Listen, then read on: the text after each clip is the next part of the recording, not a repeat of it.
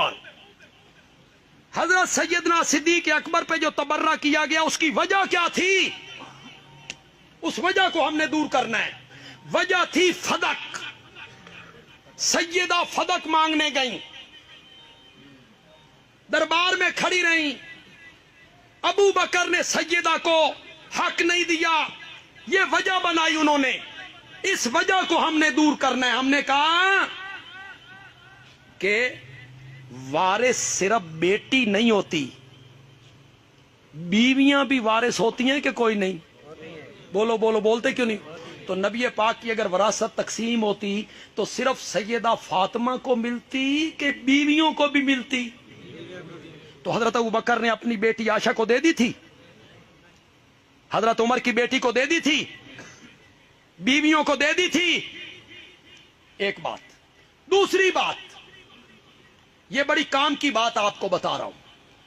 میں نے ایک منٹ کے لیے مانا حضرت ابو بکر نے حضرت فاطمہ کا حق غصب کیا، ظلم کیا، حضرت عمر نے غصب کیا، ظلم کیا، میں نے تیری بات ایک منٹ کے لیے مان لی۔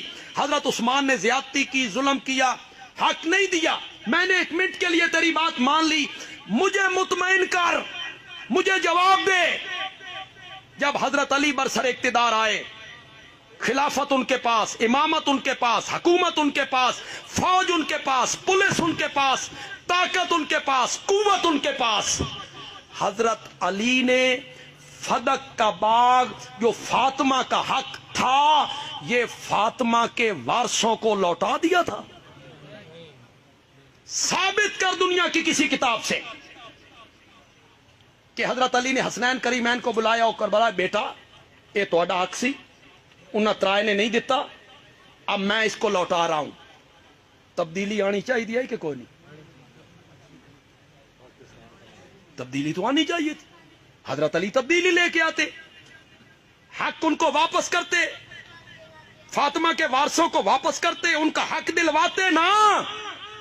تو ثابت نہیں کر سکتا، قیامت کی صبح تک ثابت نہیں کر سکتا، میں ثابت کر سکتا ہوں، میں اور تیری کتابوں سے ثابت کر سکتا ہوں کہ جب حضرت علی کو یہ کہا گیا